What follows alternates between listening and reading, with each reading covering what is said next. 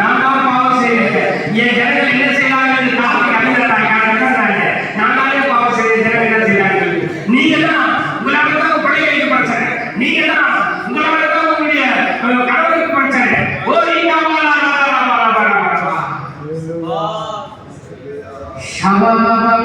ஒப்புக்கொள்கிறீங்களா?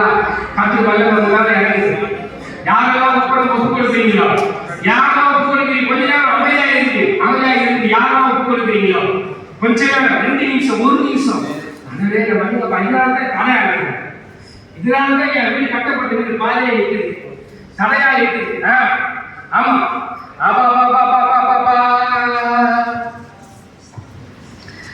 நேசிக்கிறேன்